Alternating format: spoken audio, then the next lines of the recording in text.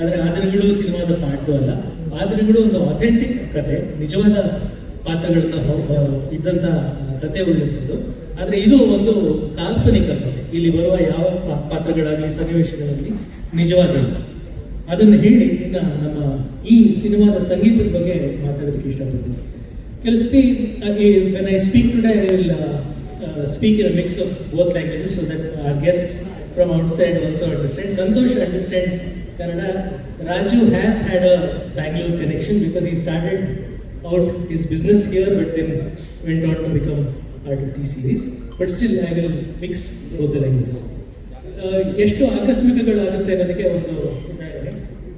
ನಾನು ಆದರಗಳು ಸಿನಿಮಾ ಮಾಡಿದಾಗ ಅವರು ಯುವ ನಿರ್ದೇಶಕರು ನನ್ನ ಹತ್ರ ಬಂದು ನನಗೆ ಅಸಿಸ್ಟೆಂಟ್ ಆಗಿ ಸೇರ್ಕೊಳ್ತೀನಿ ಅಂತ ಕೇಳಿದ್ರು. ಅವ್ರಿಗೆ ಅವರು ಒಂದಷ್ಟು ಶಾರ್ಟ್ ಫಿಲ್ಮ್ಸ್ ಮಾಡ್ಕೊಂಡಿದ್ರು. ಅದನ್ನ ಫಿಲ್ಮ್ಸ್ ನಾನು ನೋಡಿದೆ, ತುಂಬ ಅದ್ಭುತವಾಗಿತ್ತು. ನಾನು ಹೇಳಿದೆ, ನನ್ನ ಹತ್ರ ನಿಮಗೆ ಕಲಿಯೋದೇನಿದೆ, ನೀವು ದಯವಿಟ್ಟು ಚೆನ್ನೈಗೆ ಹೋಗಿ much bigger industry Tamil cinema ಮಾಡಿ ಅಂತ. ಅವರು ತಮ್ಮ 3ನೇದು 4ನೇ ಸಿನಿಮಾ ಮಾಡಿದಾಗ ನನಗೆ ಇನ್ವೈಟ್ ಮಾಡಿ ಕಳಿಸಿದ್ರು.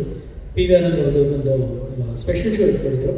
ಆ ಸಿನಿಮಾ ನೋಡುತ್ತದೆ. ಆ ಸಿನಿಮಾನೇ ಜಿಗರ್ ತಾಂಡ, ಕಾರ್ತಿಕ್ ಸುಬ್ರಾಜ್ ಅವ್ರದ್ದು. ಆಗ ನಾನು ಮೊದಲನೇ ಬಾರಿಗೆ ಸಂತೋಷ್ ನಾರಾಯಣ್ ಅವರ ಮ್ಯೂಸಿಕನ್ನು ಕೇಳಿದೆ and I was blown by that music.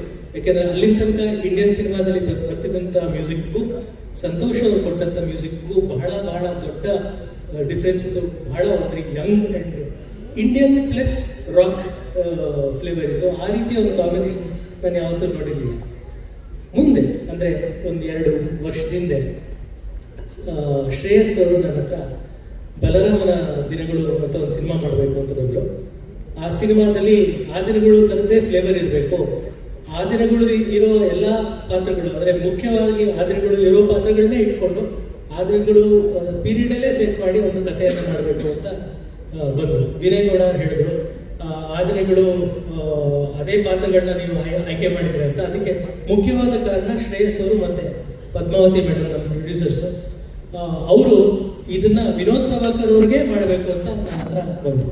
ಆಗ ನಾನು ವಿನೋದ್ ಅವರ ಜೊತೆ ಶ್ರೇಯಸ್ ಅವ್ರ ಜೊತೆ ಈ ಕತೆ ಬಗ್ಗೆ ಡಿಸ್ಕಸ್ ಮಾಡಿದೆ. ಎಲ್ಲ ಮಾಡಿದಾಗ ಈ ಸಿನಿಮಾಗೆ ಮ್ಯೂಸಿಕ್ ಯಾರು ಮಾಡಬೇಕು ಅಂತ ಬಂದಾಗ ಆ ಸಿನಿಮಾಗೆ ಆ ದಿನಗಳಿಗೆ ಇಳೆಯರಾಜ ಅವರು ಮ್ಯೂಸಿಕ್ ಮಾಡಿದ್ರು. ಈಗ ಈ ಸಿನಿಮಾಗೆ ಯಾರು ಮಾಡಬೇಕು ಅಂತಂದಾಗ ವಿನೋದ್ ಅವರ ಆಗ ಶ್ರೇಯಸ್ ಅವರ ಬಾಯಲ್ಲಿ ಬಂದಿದ್ದ ಒಂದೇ ಹೆಸರು ಸಂತೋಷ್ ನಾರಾಯಣ್ ಅವರು. ಯಾಕೆಂದರೆ ಇವತ್ತು ಇಂಡಿಯನ್ ಸಿನಿಮಾದಲ್ಲಿ the person who defines gangster music genre, though I don't think he like me describing him as but he also calls himself a gangster and he calls his father also gangster. So in any case, so he is somebody who blends authentic Indian music with Western, with folk, with rock. There are so many shades to his music.